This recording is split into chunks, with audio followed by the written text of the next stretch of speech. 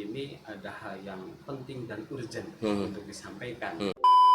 Ketika ada yang mempermasalahkan komunikasi legislatif dan eksekutif, saya kan aneh kan. Oke. Bentuk komunikasi seperti apa yang diinginkan oleh yang mengkritisi itu gitu kan? Ya. Mendingan ya agak lambat sedikit tapi terukur kan gitu. Ya.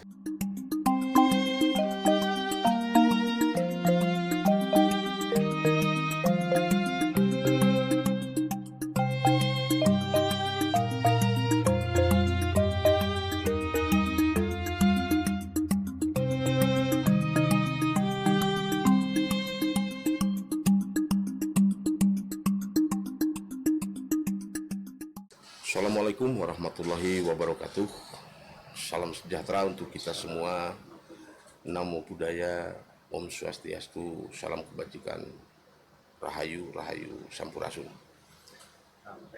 Ketemu lagi di channel Berpikir Merdeka, Rakyat Bicara, dan channel kita Pikirkan Rakyat. Dalam kesempatan ini, alhamdulillah kita mengundang salah satu wakil kita dari Komisi 1, Kang Gilman. Kita akan ngobrol-ngobrol tentang tentang Tasik hari ini, termasuk juga tentang hal-hal yang lain yang memang di luar kedinasan dia sebagai ketua dewan. Dia juga sekarang menjadi ketua HKTI. Itu yang nanti yang akan kita obrolkan panjang lebar. Sebelum ke itu, ini Kang, ya, Tasik hari ini kan sedemikian rupa gaduhnya kan. Artinya gaduhnya itu hal-hal yang memang sekecil apapun persoalan di Tasik itu menjadi katakanlah menjadi buah bibir atau opini, apalagi yang berkaitan dengan kebijakan-kebijakan. Gimana tuh Kang? Siap. Terima kasih Kang Tatang udah mengundang kami kembali ya. Tentu ini suatu hal yang menarik fenomena hari ini. Kalau saya melihatnya bahwa ini bagian daripada sebuah tanggung jawab dan rasa memiliki dari berbagai elemen masyarakat terhadap kotanya. Gitu kan. Atensi ini tentu menjadi sebuah energi yang positif untuk menyongsong, untuk memperbaiki kota Tasik ke depan seperti apa. Dan ini tentu sebagai sebuah modal untuk membangun kota Tasik lebih baik lagi. Karena tanpa ada atensi dan kritisi dari berbagai elemen, itu tentu kota Tasikmalaya itu akan sulit untuk menjadi kota yang maju. Akan tetapi tentu kita itu harus memilah antara kritisi dan juga aspirasi, itu mana yang emang sesuai dengan apa yang harus dijalankan, dilakukan, dan juga tentu kita harus objektif melihat kritisi itu gitu kan. Apa yang dikritisi gitu kan. Kalau fenomena hari ini misalkan ada berbagai elemen masyarakat yang menyampaikan aspirasinya, baik itu melalui demo, melalui audiensi, itu kan bentuk mungkin aspirasi mereka untuk menyampaikan pandangan dan tentu bentuk dari tanggung jawab mereka terhadap kotanya gitu kan. Ya, sepakat. Itu pemerintah harus bijak ketika melihat itu semua. Dan saya meyakini pemerintah hari ini terbuka dalam hal itu dan tentu sangat merespon apa yang disampaikan. Meskipun ya ini dalam bentuknya mungkin persepsi orang itu macam-macam. Betul. Misalkan salah satu yang menjadi kritisi dari berbagai elemen itu masalah komunikasi. Bangunan komunikasi yang seperti apa yang efektif untuk kemajuan kota Tasik. ini kan juga harus punya persepsi yang sama. Ya. Yang saya pahami, komunikasi dalam pemerintahan itu adalah komunikasi yang formal, dan itu salurannya udah tersedia. Dan itu tentu harus dimaksimalkan oleh seluruh elemen masyarakat. Dan alur komunikasi itu tentu udah didesain sedemikian rupa untuk memberikan kontribusi positif gitu pada pemerintah. Misalkan ada musrembang, itu kan salah satu bentuk komunikasi pemerintah dengan masyarakatnya. Dan itu didesain sedemikian rupa supaya emang menghasilkan komunikasi yang efektif. Gitu. Sepakat.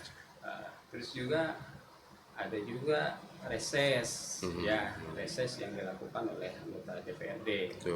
Dan kita juga paham bahwa DPRD itu adalah penyelenggara pemerintah, bagian dari pemerintah. Dan itu juga salah satu bentuk komunikasi antara pemerintah dengan masyarakatnya. Dan itu saluran-saluran itu tersedia. Ada juga hal-hal yang misalkan harus dikritisi di tengah jalan. Sampai kalau itu periodisasi kan ada jelas maksudnya. Ketika misalkan ada hal yang perlu disampaikan, ada salurannya untuk komunikasi, audiensi, ya kan?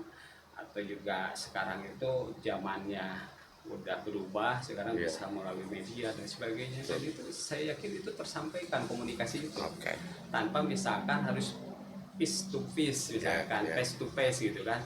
Karena kalau semua warga masyarakat atau elemen masyarakat harus ketemu dengan Pak Wali berbicara langsung face to face, itu kan sesuatu yang tidak memungkinkan menurut saya, dan itu tidak efektif.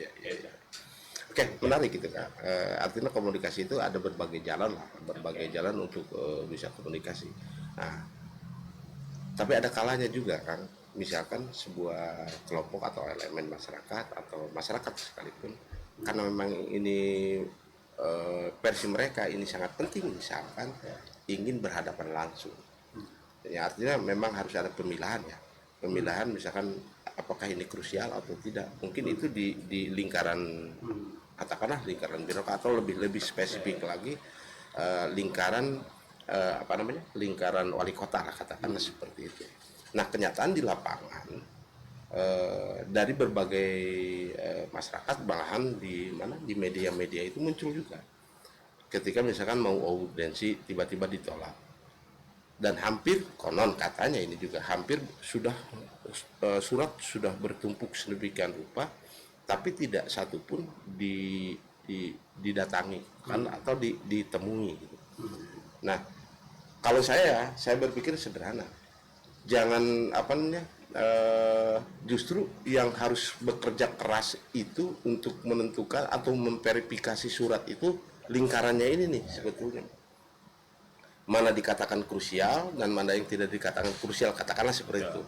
Atau mungkin saja misalkan Pak Wali Kota mendelegasikan siapa, karena memang ini tohokannya misalkan tentang kesampahan misalkan, ya kenapa tidak LH misalkan yang ininya, yang mendampinginya dan sebagainya, tentu saja dengan hal itu. Nah, di pihak masyarakat atau di pihak teman-teman yang mengkritisi itu tidak berbanding lurus katanya gitu, tidak berbanding lurus dengan apa yang mereka inginkan.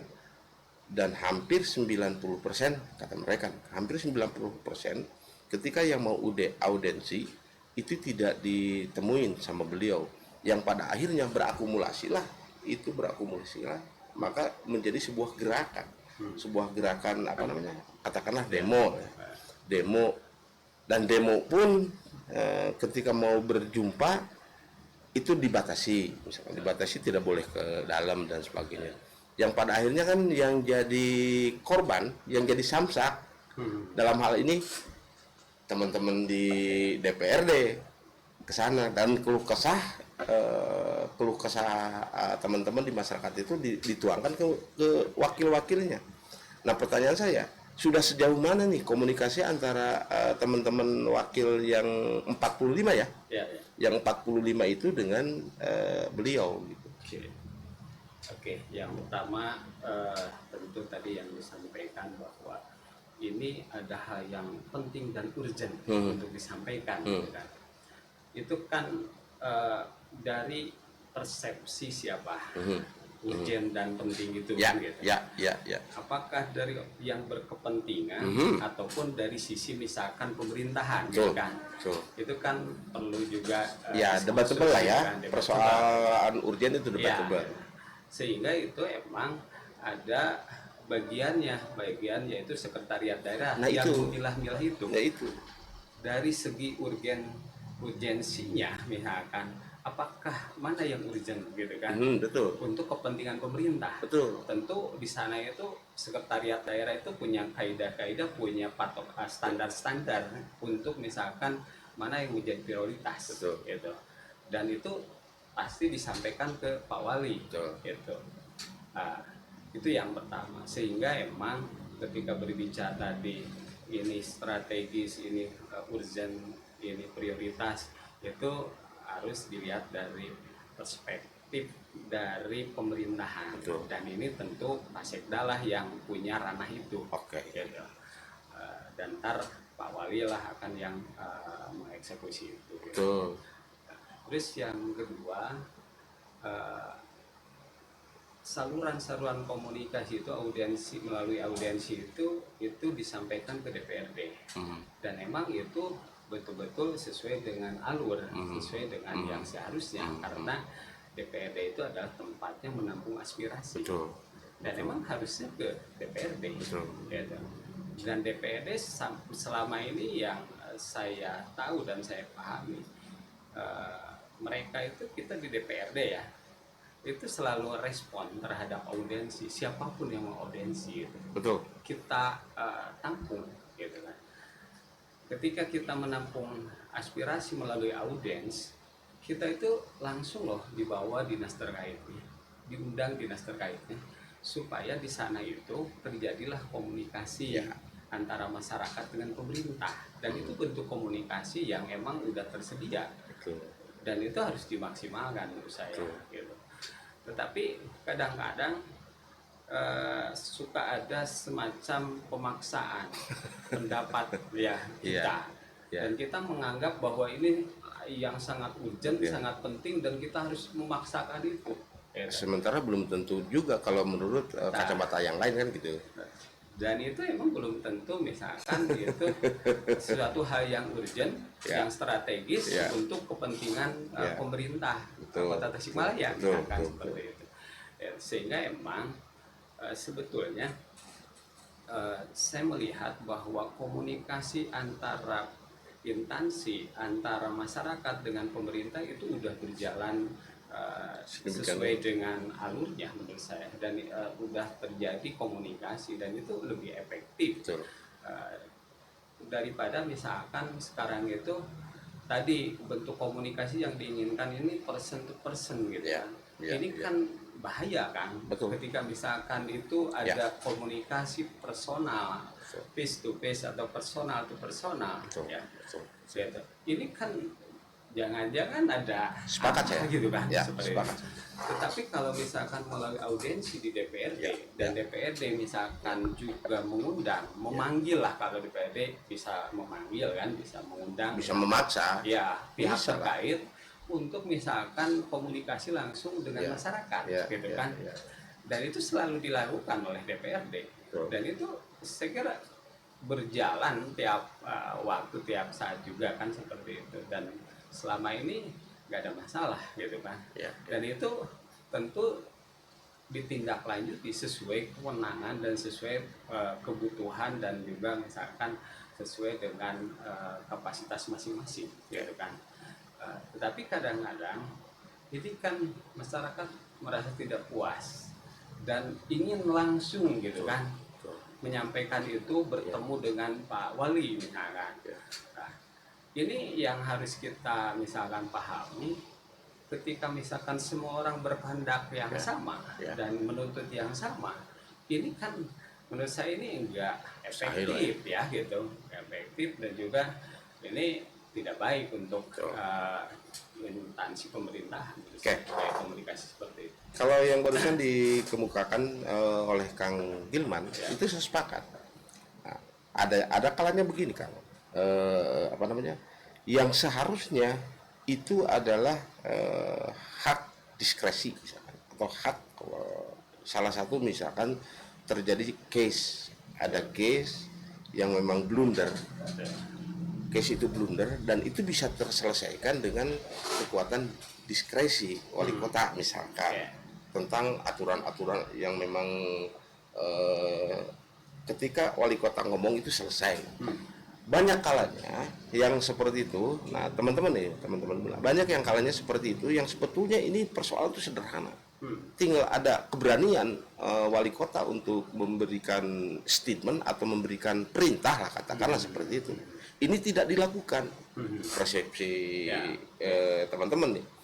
Kalau boleh dibilang lah, banyak lah contohnya yang misalkan hal yang kemarin kemarin itu mengemuka, misalkan tiba-tiba yang pernah kita juga ngobrol pada saat itu yang minimarket misalkan, itu kan sebetulnya mah dengan wali kota berstatement selesai. Artinya karena memang ini belum, misalkan oke, untuk sementara tutup dulu sebelum hal-hal administrasi diselesaikan. Kalau sudah selesai buka lagi, silakan kepada Satpol PP tolong disegel dulu. Kan sebetulnya sederhana. Nah, hal-hal yang seperti itu tidak muncul. Kenapa kan? Kalau saya berpendapat seperti Pak Wali itu, seperti juga pernah saya sampaikan, bahwa semua tindakan Pak Wali itu harus terukur dan punya landasan hukumnya. Ya. Gitu kan. Landasan hukum misalkan Pak Wali untuk melakukan penutupan itu apa? Gitu kan. Harus jelaskan landasan hukumnya. Jadi Pak Wali itu tentu dia itu berhati-hati, dan ketika bertindak melakukan kebijakan atau perintah apapun itu harus punya landasan hukum. Atau memang terlalu hati-hati yang pada akhirnya tidak muncul gitu. Oke.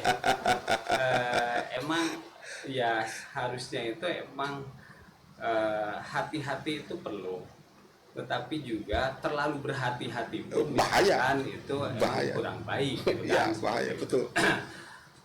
Sehingga emang yang saya pahami kalau Pak Wali itu ketika mau bertindak melaksanakan apapun itu harus betul-betul dulu dia itu emang ini landasan hukumnya jelas, terus ini benar-benar untuk kepentingan masyarakat seperti itu.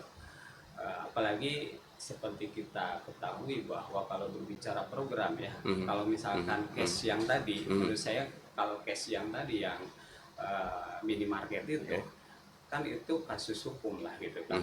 Kasus hukum, di sana ada kasus hukum yang harus diproses secara hukum. Dan Pak Wali saya sepakat nggak boleh intervensi secara hukum gitu. Betul. Nah, sehingga ya kalau saya melihat bahwa Pak Wali udah benar, dia itu tidak melakukan intervensi secara hukum gitu kan, biarkan hukum yang berjalan gitu. Saya sepakat itu. Paling Pak Wali misalkan meminta kepada Jangan penegak dulu, hukum, misalkan penegak hukum ini tolong tegakkan hukum dan tegakkan aturan. Ya, jalankan sesuai dengan aturan yang ada. Terus jangan dulu beroperasi misalkan. Nah, itu ditutup dulu sebelum hukum itu selesai misalkan. Kayak itulah mungkin masyarakat menolaknya seperti itu. Ada hal-hal yang lain, misalkan selama hampir masuk ke 4 bulan sekarang, 5 bulan ya. Hampir ke 5 bulan. Hampir masuk 5 bulan.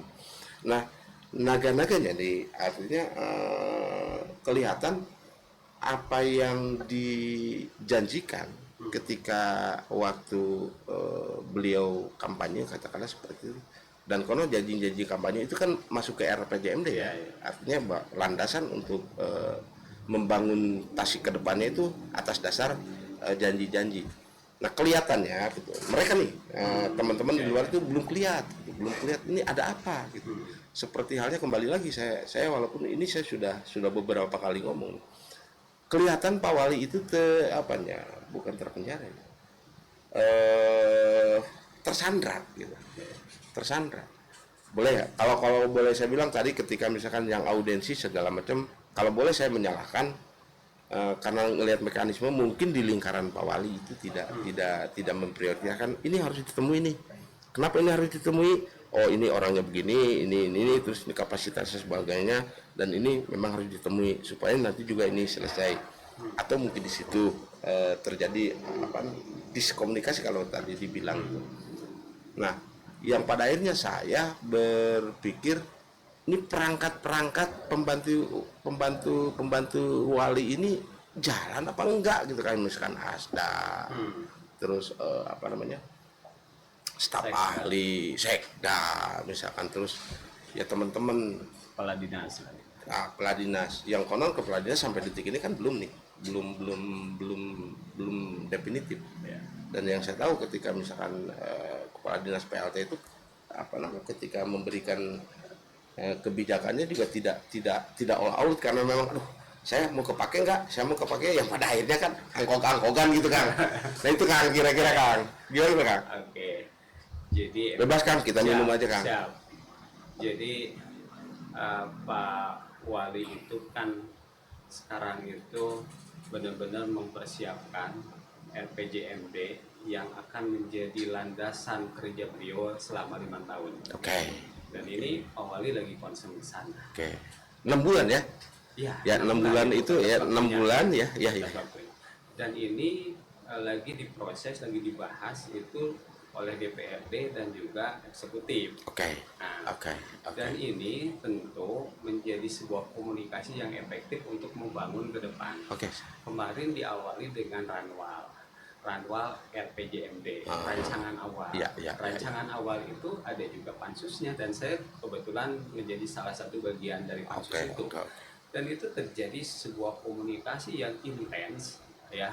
Dari pagi sampai malam kita membahas itu antara DPRD yang diwakili oleh pansus, dan juga teman-teman dari eksekutif kan gitu. Itu komunikasi yang sangat intens, bahkan sampai malam kan gitu. Kita berhari-hari merancang, mengkomunikasikan bagaimana merancang kota Tasik 5 tahun ke depan.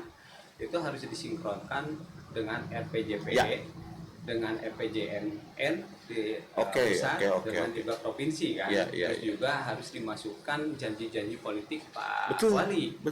Kita meramu itu, dan kita udah bikin rancangan awalnya, dan kita itu udah menyepakati antara DPRD dan juga eksekutif.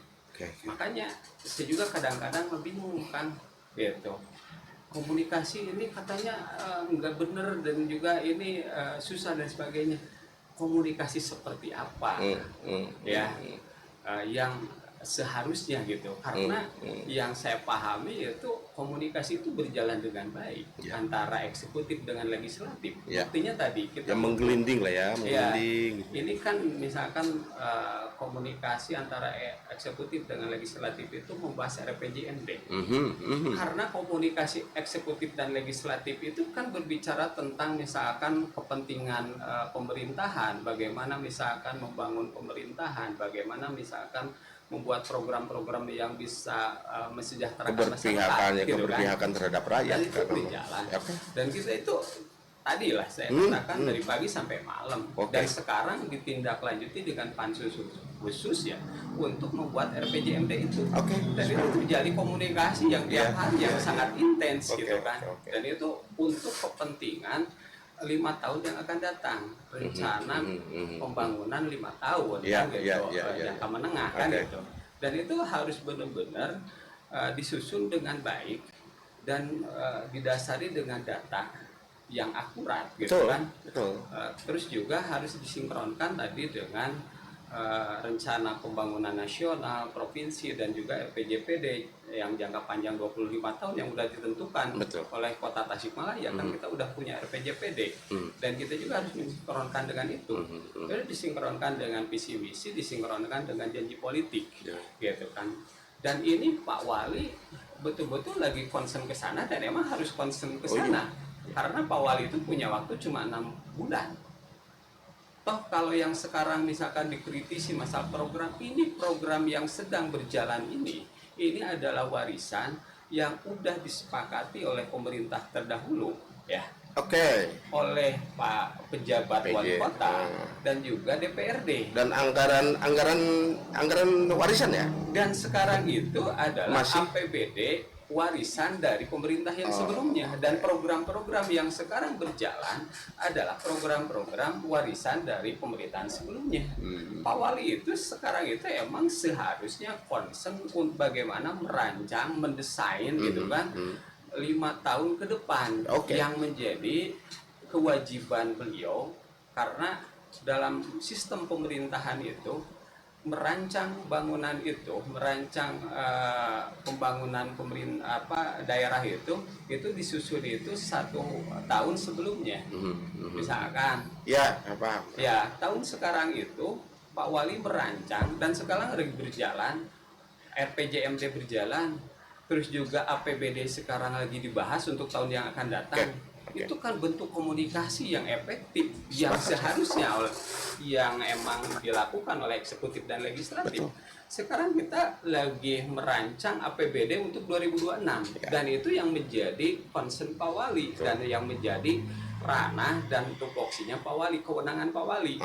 Pak Wali sangat menghargai untuk misalkan program sekarang itu warisan dan juga kesepakatan pemerintah sebelumnya kan gitu. Betul. Dan itu Pak Wali harus memastikan juga ini harus berjalan sesuai dengan apa yang disepakati gitu kan. Gitu. Berarti tanggung jawab kalau boleh kita buka-bukaan aja. Oke. Kalau memang Pak Wali itu melaksanakan warisan itu, artinya mungkin kalau dipertunjukkan mah Pak Wali lagi gladi resik lah mungkin. Artinya ini kan ketika program-program ini berjalan, sementara dibatasi bahwa penganggaran Pak Wali sesungguhnya itu 6 bulan ke depan, yang 6 bulan ke belakang itu kan warisan tuh. Artinya warisan itu secara pertanggungjawaban pertanggungjawaban de jure itu punya anggaran yang lalu, tapi de facto itu Pak Wali. Artinya bahwa Pak Wali saat dilantik menjelang 6 bulan ke depan itu kan secara de jure ya, de facto mungkin gimana ya, penganggaran yang mereka punya, tapi ketika pasca dilantik menuju 6 bulan itu kan jadi tanggung jawab Pak Wali. Nah kalau tadi dibilang oleh Akang seperti itu, nah terkesan yang 6 bulan ke belakang itu ya menggugurkan kewajiban saja kalau begitu. Karena ternyata gerakan-gerakan di lapangan sampai kan terjadi stigma-stigma di lapangan itu. Wali kota ganti katanya. Terus muncul juga ada hak angket, muncul juga ada hak interpelasi dan sebagainya. Kan itu presiden buruk apapun alasannya ketika muncul. Tapi kalau memang tadi dikatakan oleh Akang seperti itu, ya terkesan ada lepas tanggung jawab gitu Pak, terhadap 6 bulan sebelum pasca dilantik menjelang 6 bulan itu. Kalau memang seperti itu terbukti dengan munculnya gerakan-gerakan yang sifatnya tadi. Gimana tuh kan? Siap. Ini menurut saya ini kan harus diluruskan kan. Ya makanya terkait masalah persepsi itu. Betul. Gitu. Dan ini juga saya juga agak kaget juga, agak bingung juga terkait ada misalkan wacana interpelasi, angket, apalagi ya kalau angket kan itu lebih ngeri, lebih aneh betul, gitu. Apalagi harus diganti lah gitu, lebih aneh. Padahal kalau kita mau objektif dan kita memahami yang menjadi alur gitu kan tadi, Pak Wali itu dalam 6 bulan pertama itu harus concern untuk tadi merancang RPJMD. Yang 6 bulan sekarang, bahkan yang 1 tahun ini, sebetulnya ini semua program dan APBD udah disepakati oleh pemerintahan yang sebelumnya. Ketika Pak Wali merubah itu semua, apakah tidak melanggar? Betul. Oke, sepakat. Dan itu juga akan misalkan Pak Wali nggak bijak ketika misalkan intervensi misalkan program-program yang sudah disepakati oleh pemerintah sebelumnya. Dan bahkan itu menurut jadi saya masalah. akan jadi masalah, dan Pak Wali tidak menghargai gitu kan. Betul. Dan bahkan bisa menjadi masalah hukum. Betul. Yang dilakukan oleh Pak Wali sekarang menurut saya itu udah sangat tepat gitu kan. Beliau itu sekarang concern merencanakan ya pembangunan kota Tasikmalaya untuk 5 tahun ke depan dan untuk 1 tahun ke depan, karena RPJMD itu harus di breakdown kepada RPD menjadi rencana pembangunan daerah 1 tahun, dan ini udah berjalan, dan ini yang membangun ataupun yang merencanakan itu adalah eksekutif dan legislatif. Betul. Dan itu komunikasi yang seharusnya dilakukan oleh eksekutif dan juga legislatif gitu. Ketika ada yang mempermasalahkan komunikasi legislatif dan eksekutif, saya kan aneh kan. Oke. Bentuk komunikasi seperti apa yang diinginkan oleh yang mengkritisi itu gitu kan? Ya. Apakah bentuk komunikasi secara personal ataukah seperti apa? Betul. Kalau itu kan agak ngeri kalau secara personal gitu kan, saya itu. Paham saya. Terus kalau misalkan saya membaca narasinya dalam misalkan sebuah media gitu kan, bahwa ini ada yang mewacanakan hak interpelasi dengan misalkan permasalahan yang pertama masalah komunikasi, yang kedua masalah kemarin itu ada nota dinas yang nggak direspon gitu kan, terus juga ada karyawan RSUD yang katanya di PHK dan sebagainya. Saya kan juga semakin aneh kan ketika misalkan yang dimunculkan itu gitu kan. Yang pertama misalkan tiga narasi yang dilontarkan oleh teman-teman gitu. Itu yang pertama misalkan komunikasi. Tadi bentuk komunikasinya seperti apa? Karena saya melihat itu komunikasi sekarang udah berjalan begitu baik gitu kan. Banyak saluran komunikasi yang sudah dan sedang dilakukan antara eksekutif dan legislatif, antara pemerintah dan juga masyarakat. Tadi misalkan bentuk komunikasi pemerintah dengan masyarakat, musrembang, reses, terus Pak Wali kunjungan ke berbagai misalkan entitas, komunitas masyarakat, itu kan bentuk komunikasi Pak Wali dengan masyarakatnya. Ketika berbicara komunikasi antar instansi, itu kan sudah berjalan dan sedang berjalan cukup baik menurut saya gitu kan. Artinya bahwa masyarakat itu tinggal nunggu saja. Karena komunikasi sudah jalan. Startnya itu 6 bulan pasca 6 bulan ke sana langsung start gitu ya. Dan itu hasil dari komunikasi beliau itu sekarang itu lagi dituangkan dalam RPJMD. Ya. Dan itu yang akan menjadikan program-program Pak Wali pijakan dan itu untuk yang menjadi kewenangan beliau gitu kan. Terus juga misalkan ada yang menyampaikan bahwa ketika misalkan nota dinas tidak direspon misalkan kan gitu. Bahkan ada yang lebih spesifik misalkan Komisi 1 kan gitu. Terkait itu saya menjadi bagian dari Komisi 1 waktu itu emang pernah disampaikan dan kita memanggil dinas terkait ya BPSDM waktu itu mempertanyakan kekosongan jabatan gitu. Di sana kan ada komunikasi yang luar biasa. Kenapa ini ada kekosongan gitu kan? Dan kekosongan ini kan juga misalkan udah berlangsung cukup lama. 2,5 tahun. Ya, gitu. Apa tuh kan? Itu kan salah satunya kemarin itu PLT dan PJ itu ya punya kewenangan terbatas dan prosesnya berbelit-belit lah ketika mau melakukan proses itu. Di samping mungkin ada hal-hal lain kan. Ketika Pak Wali Pak Piman menjabat, dia itu kan tentu ini untuk mengisi jabatan-jabatan strategis tidak bisa misalkan tergesa-gesa, hanya didasarkan dorongan orang, desakan orang misalkan. Pak Wali harus memperhitungkan segala sesuatunya sesuai dengan kebutuhan yang diperlukan oleh Pak Wali, sesuai dengan program yang akan disusun oleh Pak Wali ya. Sehingga Pak Wali emang sampai saat ini meskipun emang sedang berproses kan itu, Pak Wali itu lagi memprofiling gitu kan, dan sekarang itu bukan lagi memprofiling, sekarang itu udah kepada tahapan kemarin itu job fit. kemarin waktu Komisi 1 mempertanyakan ke BPSDM terkait masalah kekosongan itu, dan waktu itu kita itu mengusulkan, ada teman-teman dari Komisi 1 itu mengusulkan ini open bidding aja gitu kan, gitu. Tetapi ada juga yang mengusulkan job bid itu lebih efektif misalkan. Terjadilah diskusi waktu itu, ya.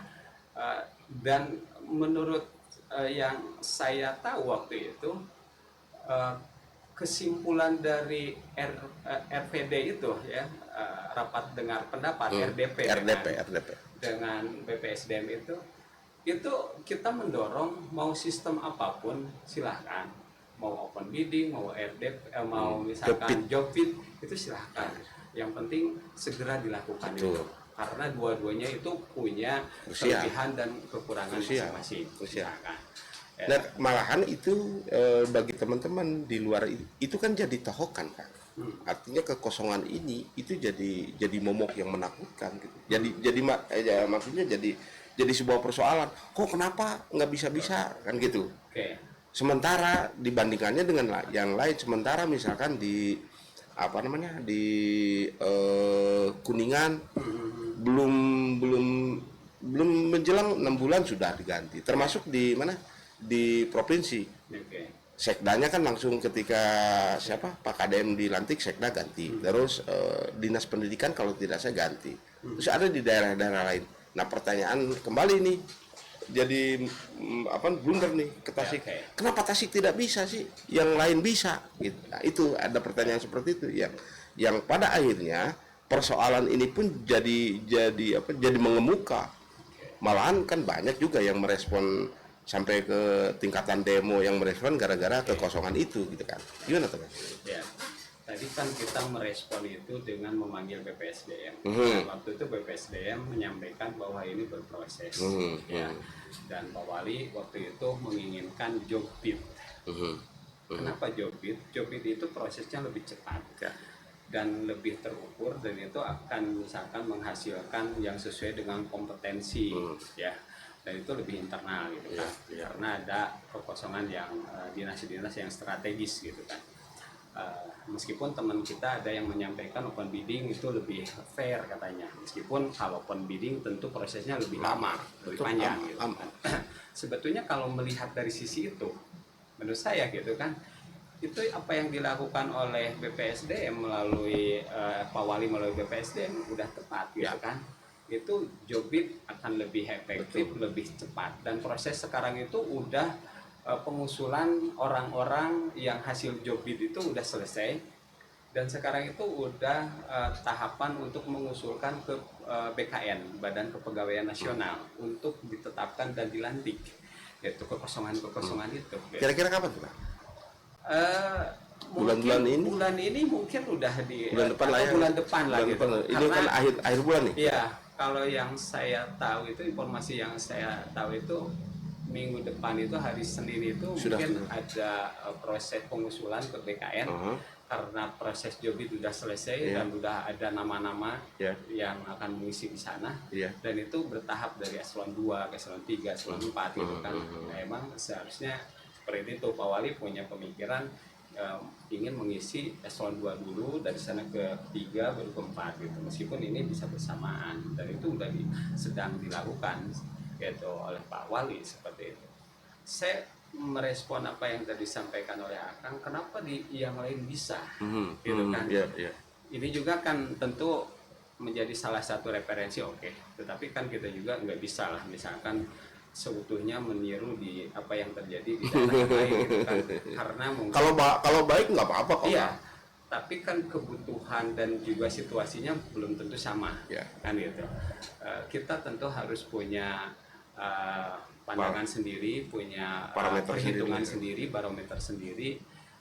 Karena dalam agama pun kalau misalkan ajalah juga nggak baik gitu kan, terlalu tergesa-gesa juga kan, itu bagian dari setan, bagian nggak benar. Dan lambat-lambat juga terlalu tidak bagus juga sih kan. Tapi kalau misalkan ini berproses gitu kan, saya sepakat. Ya ini kan lagi berproses nih, mana yang terbaik gitu kan. Karena ini kok untuk menentukan jabatan posisi yang strategis tidak bisa misalkan Ya tadi salah-salah nggak bisa salah-salahan terus atas dasar desakan dan sebagainya, karena ini akan berimplikasi kepada program dan kinerja Oh, pemerintahan. dan itu berdampak terhadap ini. Dan ketika misalkan kita salah misalkan ya menempatkan orang, itu akan susah lagi Pak. Berdampaknya juga itu akan Ya. lebih parah. Mendingan ya agak lambat sedikit tapi terukur kan gitu. Ya. Nah, kalau idealnya itu menurut saya kan idealnya gitu. Rencana pembangunan itu kita desain bareng-bareng dulu. Setelah rencana pembangunan itu udah disepakati, udah ada, kita tinggal misalkan menentukan orang. Atau masyarakat memang tidak sabaran. Ya, Kalau gitu. ini saya melihat emang masyarakat kita itu terlalu antusias, terlalu punya harapan yang begitu tinggi, ekspektasinya luar biasa karena kita punya wali kota yang baru, yang muda, yang energi. Betul. Ya, diharapkan dia itu bisa lari secepat larinya dia misalkan Sepakat di budaya dia gitu kan. Nah, pertanyaan kan sederhana kan. Masyarakat itu tidak mau tahu persoalan-persoalan yang ada di birokrasi. Kedua, masyarakat itu punya model kan sekarang itu. Apapun alasannya, malahan bukan masyarakat Jawa Barat, masyarakat Indonesia sekarang punya model. Misalkan dengan progresnya KDM, misalnya, dengan gayanya KDM segala macam. Padahal itu kan tidak apple to apple sebetulnya, tidak apple to apple. Tapi kan juga ada yang apple to apple, misalkan Pangandaran, Purwakarta dan sebagainya, bisa seperti itu. Nah, masyarakat Tasik seperti halnya masyarakat Jawa Timur, misalkan Jawa Timur kepada kepada Jawa Barat ke KDM-nya. Tiba-tiba, yuk kita ganti dan sebagainya. Nah, masyarakat Tasik pun seperti itu. Kenapa? Padahal itu bukan konon, itu satu garis kan? Dari wali kota, provinsi sampai ke pusat itu satu garis. Relatif lebih gampang ketimbang beda kamar, katakanlah seperti itu. Nah, itu yang ada di masyarakat. Dan kita juga tidak bisa menyalahkan masyarakat karena memang masyarakat seperti itu. Artinya bagaimana caranya, mungkin salah satunya peranata-peranata yang ada di lingkaran ini, baik eksekutif atau legislatif, ya dengan gaya, tentunya dengan gaya yang berbeda ya, karena memang itu juga tergantung kepada kearifan lokal yang di Tasik tidak mungkin akan disamakan dengan yang di Ciamis misalkan, atau yang di Kuningan dan sebagainya. Nah, itu kan yang pada akhirnya muncullah gerakan-gerakan ini. Kita juga tidak bisa menyalahkan dengan alasan yang Akang tadi, masyarakat kan kadang-kadang kacamata kuda kan. Kira-kira bagaimana pemahaman terhadap masyarakat supaya juga masyarakat ini paham kita kerja nih. Gitu kan.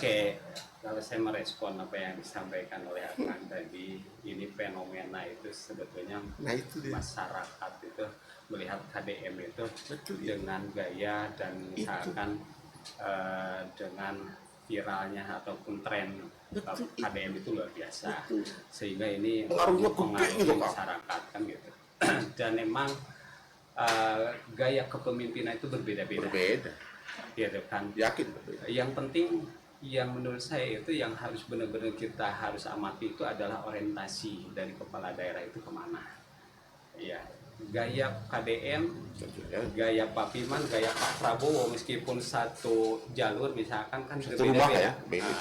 Pak Prabowo gayanya bukan seperti KDM. Betul. Apakah Pak Prabowo itu jelek kinerjanya?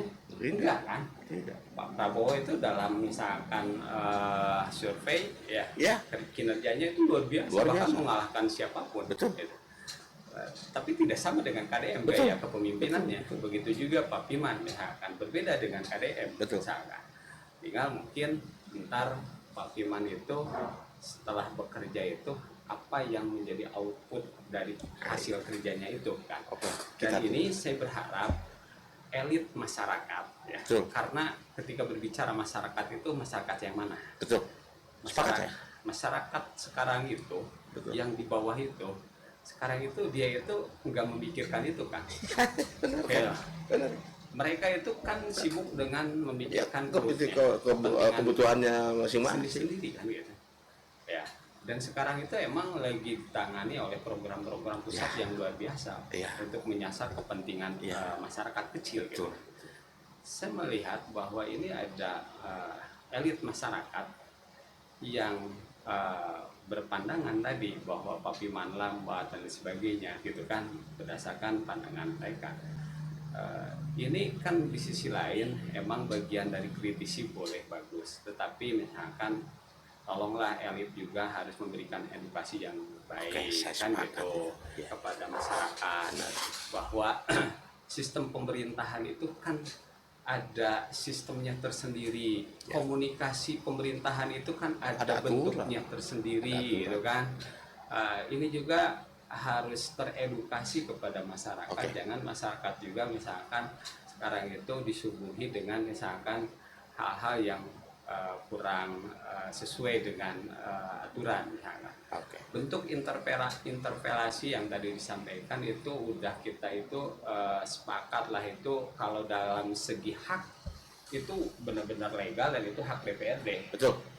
Tetapi ketika kita mau menggunakan hak interpelasi itu kan harus ada masalahnya apa, Dasar tahapannya seperti apa gitu kan. Apakah misalkan permasalahan ini udah misalkan sesuai untuk diinterpelasi, ya, ataukah seperti apa gitu. berat memang. Iya. Kalau masuk interpelasi itu berat. Iya. Misalkan pelecehan, terus ya asusila misalkan. Mungkin kalau hal yang seperti sifatnya mah agak jauh sih. Yang saya pahami itu kan ada hak interpelasi, hak angket gitu kan. Ketika hak angket itu ada pidana, ada kesalahan Iya. ya dari Pak Wali. Kalau hak interpelasi itu ada kebijakan yang menyangkut Hajat hidup orang banyak. iya, hajat hidup orang banyak gitu. Misalkan yang harus dipertanyakan, Iya. misalkan gitu. Kalau hal-hal yang tadi disampaikan, Betul. masalah karyawan RSUD itu kan itu kebijakan dari rumah sakit RSUD itu sendiri, dan itu periodenya periode Nah. zaman pemerintahan yang sebelumnya, kan nggak nyambung gitu kan. Terus masalah komunikasi, tadi masa komunikasi itu saya melihat komunikasi itu udah berjalan. Oke, yang masalah RSUD saya agak sedikit Oke. mengikuti Kang. Mungkin ada kesalahan sedikit mungkin. Ketika waktu terjadi, memang waktu pemerintahan PJ Asep kalau tidak Iya. salah ya, Pak Asep ya, Oke, iya. terjadilah resign, terjadilah katakanlah dalam asalnya itu pemecatan, katakanlah seperti itu. Nah, terus mereka berkumpul. Papiman pada saat itu sudah terpilih. Iya, sudah tapi terpilih, dilantik. belum dilantik. Nah, mungkin ini juga jadi jadi pembelajaran untuk kita semua. Ketika terpilih belum dilantik, Papiman pada saat itu menemui, ketemu dengan teman-teman yang dalam tanda petik itu diresainkan. Ya. Mungkin kesalahan Papiman ini saya ya, karena saya memotret benar itu. Oke. Ada apa kesalahan Papiman pada situ? Oke, nanti akan saya urus. Ke teman-teman saya juga sempat ngobrol, ini akan jadi masalah karena belum dilantik, beliau sudah ngomong seperti itu pada saat Ya. itu. Nah, ketika dilantik, ya tidak salah juga tiba-tiba menanyakan persoalan itu. Oke. Sementara sekarang kan ruang lingkupnya beda, kebijakannya beda. Dari dua wilayah ini kuat dua-duanya. Satu, teman-teman yang diresainkan itu menagih janji. Kedua, memang regulasinya bukan di bukan di zaman Papiman, karena Papiman pada saat itu tidak dilantik. Ini mengklarifikasi kenapa muncul itu gitu. Oke. Itu paling kan. Oke. Saya juga kan kebetulan waktu itu Ada ya? masih menjabat sekretaris Komisi 4 Ya. yang juga membidangi masalah RSUD Benar. mitra kita. Dan saya juga cukup mengikuti terkait kasus itu kan gitu. Dan itu berawal daripada kunjungan kami hasil studi komparasi ke rumah sakit yang ada di Jawa Tengah gitu.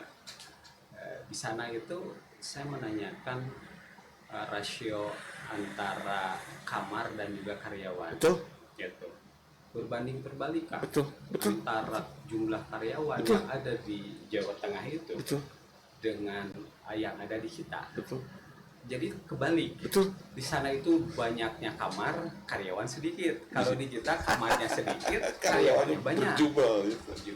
Sehingga waktu itu, karena saya juga waktu itu bawa dari pihak RSUD ke sana itu, dan dia mendengarkan langsung. Dan saya tindak lanjuti waktu itu dengan meminta tim independen untuk mengkaji, menganalisa rasional antara karyawan Betul. dengan jumlah bed yang ada di rumah sakit.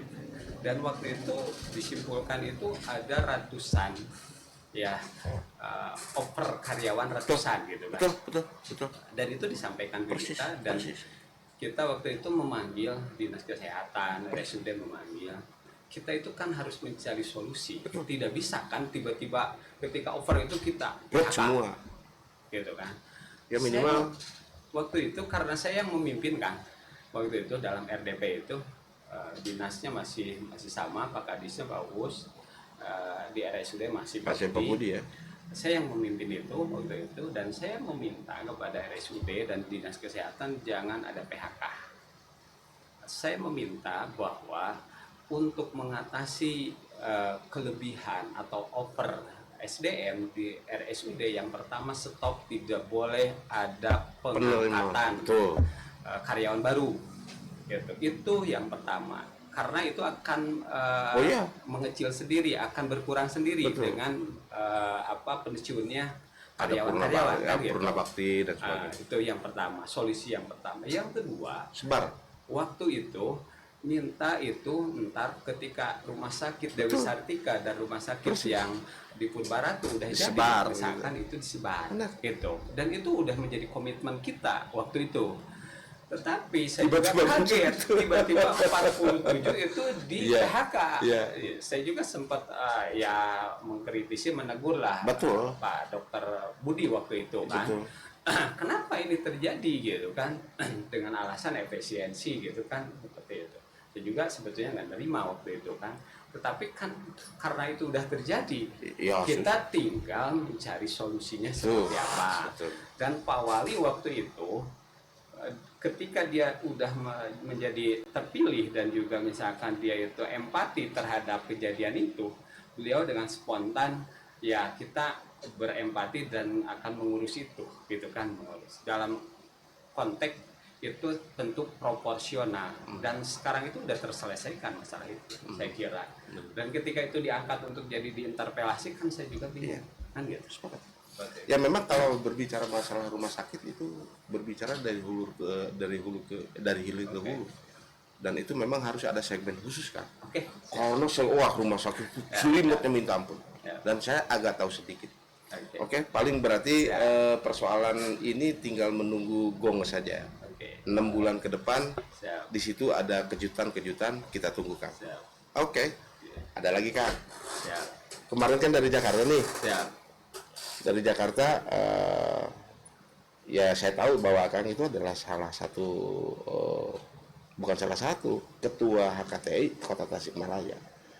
Nah kemarin ke Jakarta itu kan persoalan itu. Yang konon bahwa di Tasik itu ada 2 HKTI ini Kang.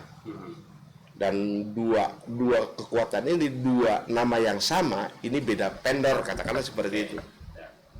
Ada yang mengusung, ada yang di atasnya Prabowo, ada yang di atasnya Pak Prabowo dan Pak Muldoko. Ini menarik karena memang ini kalau dibiarkan tidak menutup kemungkinan ini juga akan menjadi bom waktu. Gimana tuh Kang? Hasil kemarin yang ada. Kebetulan saya baru pulang dari Munas, acara Munas. Betul. Kemarin juga ketika akan menghubungi saya masih di forum Munas. Kemarin kita Munas selama 3 hari. Diawali dengan Kongres Tani. Dan waktu itu dibuka oleh Menteri Pertanian dan juga ada Menteri Bapenas. Di sana kebetulan Menteri Bappenas itu juga menjadi wakil ketua pembina HKTI versinya Pak Prabowo.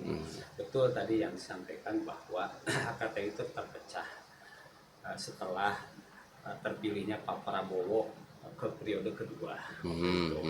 Itu Munas di Bali ketika Pak Prabowo terpilih menjadi ketua HKTI yang kedua. Di sana muncul ketidakpuasan dari kubu yang kalah waktu itu dalam Munas, dan akhirnya kubu yang kalah membuat Munas tandingan ya. Dan waktu itu dibikinlah jadi ada 2 Munas Di Bali dengan waktu yang bersamaan. Akhirnya ketika di tempat yang sama, di tempat yang berbeda, di hotel yang berbeda, di tempat yang sama. Pak Prabowo udah dinyatakan menang. Yang kalah itu waktu itu Oso itu kalah dalam Munas itu, dan Oso tidak puas gitu, dia membuat lagi Munas tandingan. Menarik ya. Waktu itu Munas itu akhirnya jadi terbelah, menghasilkan 2 ketum. Yang satu ketumnya Pak Prabowo, yang satu ketumnya itu Pak Oso. Dan itu sampai ke bawah kan? Dari sana itu dibentuklah kepengurusan sampai ke tingkat bawah. Betul. Termasuk di Tasikmalaya. Seperti itu.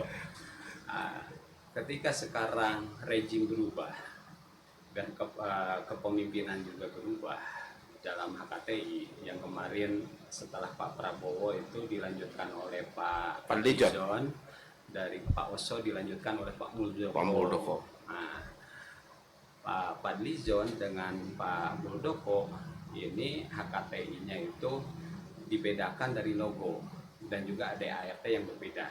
Gitu. Kepengurusannya juga berbeda, namanya juga yang sama. Gitu. Nama sama, kepengurusan beda dan logo yang berbeda. Dan juga lahirnya berbeda. Kalau Pak Prabowo itu HKTI-nya itu lahir yang tahun 73, gitu kan, yang terlama ya, yang tertua, organisasi tani tertua itu adalah HKTI 73 gitu. Kalau Pak Muldoko itu lahirnya itu di Bali waktu kemarin berarti ya. Nah, tetapi itu kepengurusan itu terbentuk sampai tingkat bawah. Di bawah sampai Tasikmalaya juga ada 2. Ada yang digawangi oleh Pak Rahmat Kurnia, ada yang digawangi oleh Pak Andilala kalau nggak salah gitu kan. Regenerasi itu kan berjalan dari Pak Rahmat Kurnia, terus ada regenerasi dan saya dikukuhkan menjadi ketua HKTI versinya Pak Prabowo, gitu kan. Dan ini nggak masalah kan? Nggak masalah. Dan ini emang 2 hal yang berbeda. Gitu. Terus kemarin di Munas itu ada hal yang menarik kan? Apa tuh? Ketika itu Pak Sudaryono yang didaulat menjadi ketua DPN HKTI yang kubu kita menyampaikan bahwa HKTI yang sebelah versi yang lain juga akan melebur katanya kan. Jadi ini tentu angin segar untuk dunia pertanian kan. Ketika dengan meleburnya HKTI Pak Muldoko ya, itu kan tentu akan menjadi sebuah kabar yang menggembirakan, dan ini akan berdaya positif terhadap dunia pertanian, apalagi sekarang itu di backup oleh pemerintahan, dan pemerintah sekarang itu kita tahu bahwa Pak Prabowo itu benar-benar concern terhadap itu. Bahwa emang keunggulan negara kita itu adalah di bidang itu. Dan Pak Prabowo udah mencanangkan swasembada pangan dari yang awalnya itu 1 periode ini Pak Prabowo harus kita itu swasembada pangan. Dan itu luar biasa. Itu bukan omongan aja, itu dilaksanakan dan dikerjakan. Dan tahun ini belum genap 1 tahun pemerintahan Pak Prabowo kan gitu. Ini udah kita itu swasembada beras. Gitu. Kita surplus dalam beras kan. Ini luar biasa. Dan Pak Prabowo kemarin itu ke Pamentan swasembada pangan itu 1 tahun harus bisa enggak? Pamentan cuma bisa bicara siap, Ya. Dan Pak Mentan itu bagaimana caranya Luar biasa untuk memang. melaksanakan Mentan itu? kita ini luar biasa. Iya. Pasang badannya buat pertanian tuh luar biasa dia. Iya. Dia. Karena emang beliau itu lahir Ya. itu eh, Partai Gerindra itu lahir dari HKTI waktu itu kan. Betul, betul. Itu.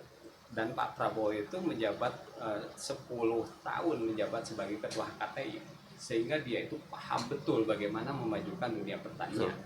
Dan sekarang beliau menjabat sebagai presiden dan beliau akan melaksanakan ide-ide besarnya itu untuk memajukan dunia pertanian, dan ini harus betul-betul di backup, harus betul-betul disupport oleh semua elemen masyarakat, termasuk organ-organ tani yang ada di bawah gitu kan. Ya, kenapa saya ngomong seperti ini? AKT ini kalau memang masih dualisme, Ya. katakanlah seperti itu. Di akar yang jadi korban kan akar rumput sebetulnya. Oke. Kak. Oke.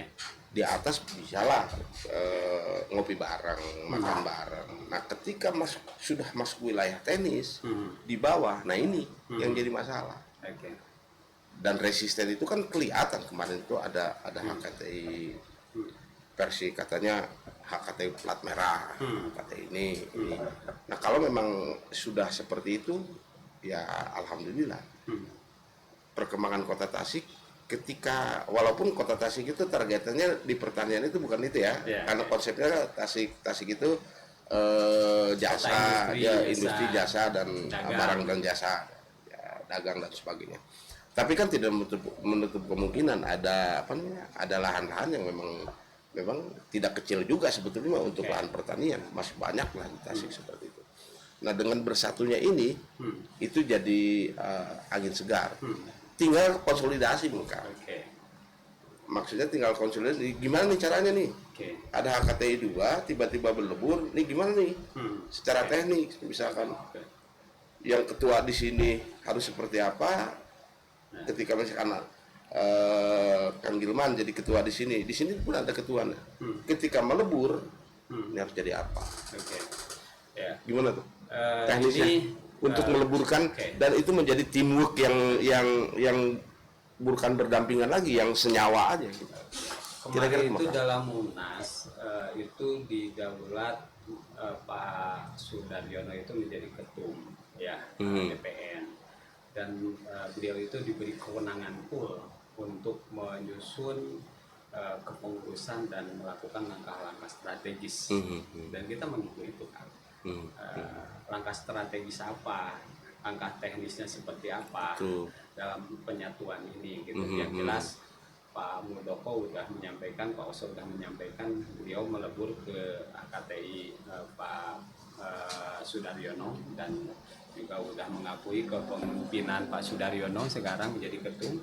Tinggal mungkin teknis di lapangan seperti apa. Jadi HKTI sekarang itu satu. Ya, seperti itu. Ya, satu. Ya. Nah, tinggal PR kita itu bagaimana yang mengurai yang dua tadi itu menjadi satu, bukan mengurai, menyatukan uraian yang dua itu menjadi satu. Ya. Tapi sudah di ini kan. Saya belum tahu nih teknisnya seperti apa. Apakah misalkan kemarin itu ada kabar Pak Muldoko itu misalkan membubarkan diri. Oke. Ya. Kalau ketika Pak Muldoko membubarkan diri ataupun melebur misalkan, kan itu misalkan teknisnya seperti apa. Kalau membubarkan diri berarti udah selesai. dimisioner kan, Ya, semua selesai. ada kan ya. Hancur semua. Ya, sampai ke bawah kan. Hancur otomatis. semua. Ya. Ataukah misalkan ada Peleburan.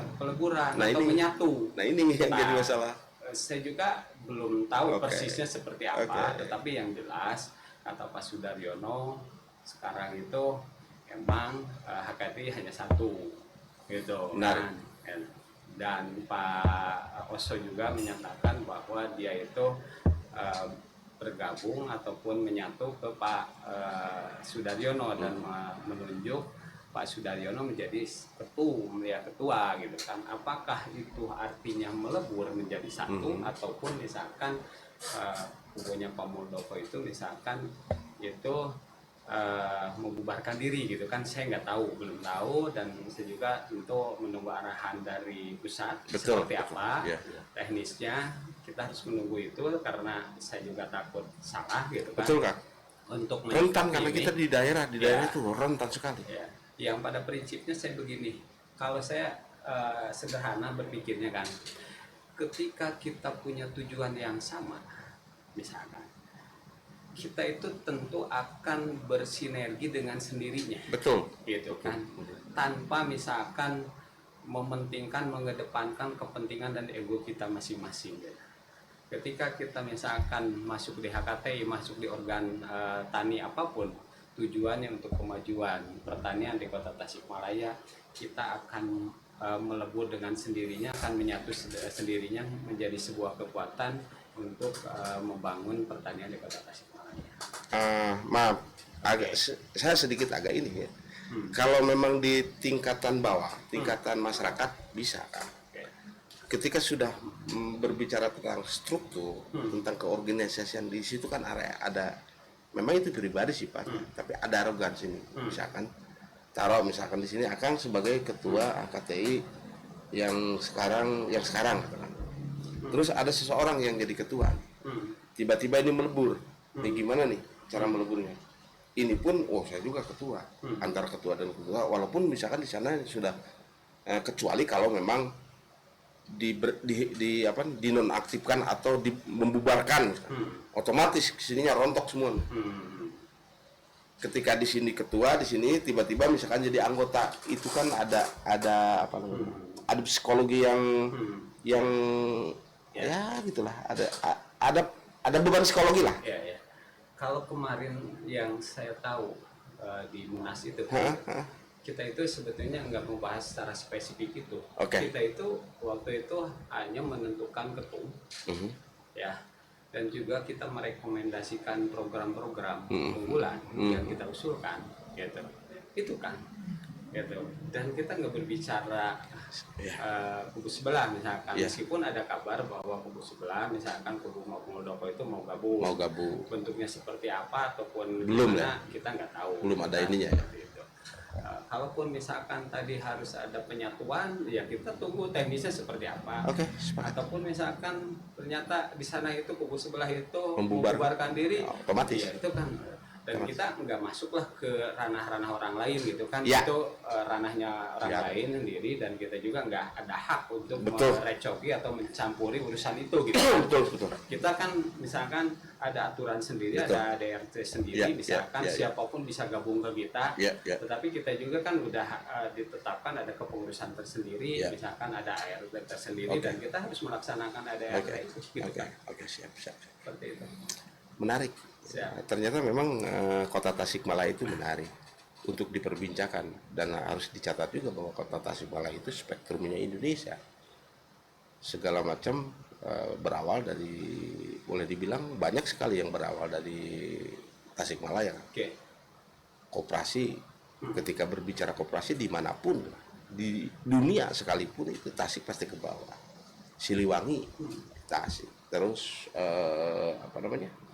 termasuk DITI di Tasik juga kan, artinya dia lahir di kita nih, artinya di Kota Tasik itu, termasuk media pertama kali itu kan Tasik, dan banyak tokoh-tokoh media di sini, banyak juga tokoh-tokoh yang memang tokoh-tokoh pergerakan, dan yang paling unik juga anggota MPR pertama kali itu Tasik kan,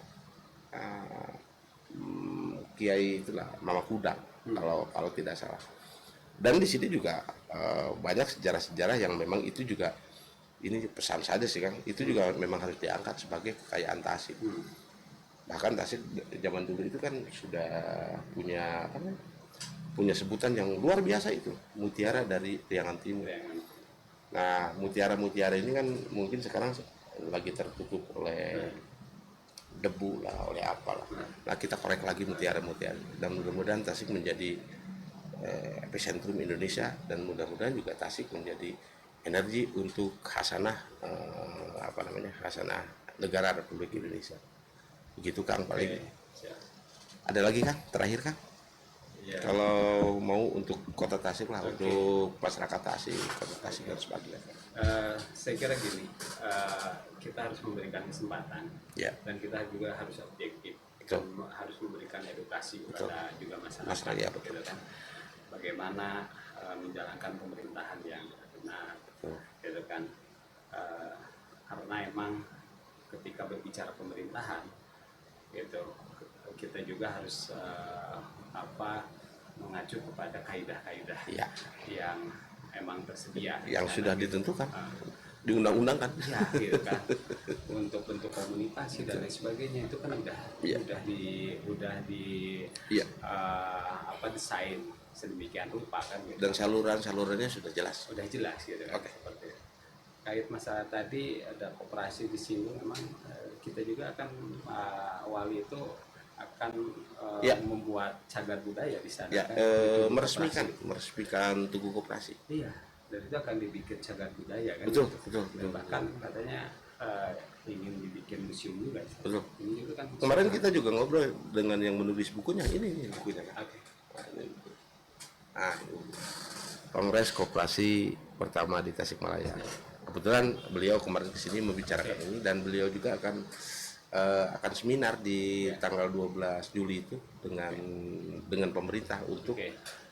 membongkar atau untuk membuka wawasan bahwa koperasi itu di Tasikmalaya itu mempunyai peranan yang sangat penting untuk perekonomian di Indonesia. Gitu aja kemarin. Ada lagi? Udah. Oke. Sip. Ya, begitulah bincang-bincang yang memang sangat luar biasa sekali tentang bagaimana Tasikmalaya ke depan, kota Tasikmalaya ke depan. Nah, intinya dari persoalan tadi, ya ini saya simpulkan, ini hanya persepsi saya aja sih. Simpulkan, bersabar, nanti ada waktunya untuk memang memberikan sebuah gebrakan yang luar biasa. Kita tunggu saja di 6 bulan pasca 6 bulan ke depan, karena tadi sudah dibilang lagi mempersiapkan ya, kalau di Irak lagi mempersiapkan rudal yang luar biasa gitu, untuk membongkar, untuk membuka wacana tentang ke kota Tasikmalaya. Di sisi lain juga pemimpin dari manapun juga, termasuk stakeholder, itu keberanian itu memang mutlak, tapi keberanian itu jangan berani tidak berkonsep, konyol nantinya. Oke, ketemu lagi di podcast Pikirkan Rakyat dengan episode yang lain tentunya, dan narasumber juga, dan nanti juga kita akan mengundang lagi Kang Gilman untuk berbicara soal lain, karena memang Kang Gilman ini salah satu corong rakyat di Komisi 1. Ya, ada hal-hal yang memang perlu dibicarakan, dikomunikasikan dengan rakyat. Assalamualaikum warahmatullahi wabarakatuh. Waalaikumsalam.